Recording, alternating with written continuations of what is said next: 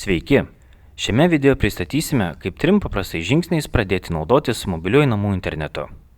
Pakuotėje kartu su modemu rasite maitinimo laidą ir tinklo kabelį.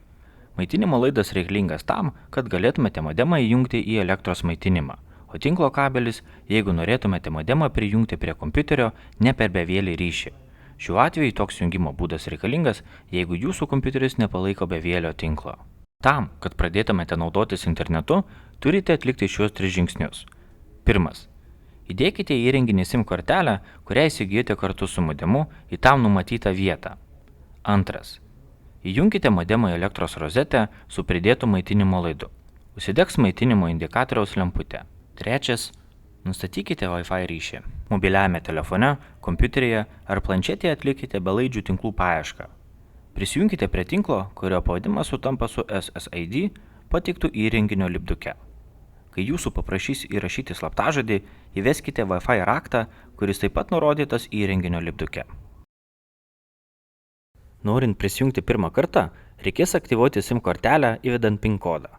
Jums reikės prisijungti prie tinklalapio, įveskite vartotojo vardą admin, slaptažodis admin, nurodytoje vietoje įveskite SIM kortelės PIN kodą.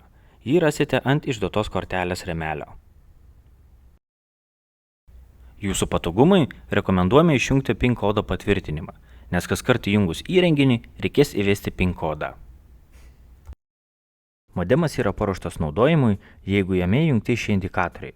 Maitinimo indikatorius turi degti balta spalva.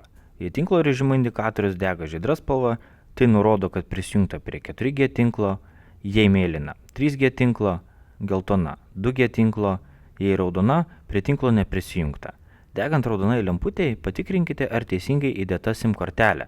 Jeigu SIM kortelė įdėta teisingai, tai kaip nurodyta ant modemo, išbandykite SIM kortelę telefono aparate. Taip įsitikinsite, kad SIM kortelė techniškai tvarkinga. Wi-Fi indikatorius nurodo, kad bevielis ryšys yra aktyvus. Signalų stiprumo indikatorius, kuo daugiau padalų dega, tuo stipresnis ryšio signalas ir geriau veikia internetas. Rekomenduojame modemą statyti toje kambario vietoje, kurioje ryšio signalas yra stipriausias. Jūsų modemas paruoštas naudojimui. Sėkmingo naršymo sparčiajame Tele2 internete.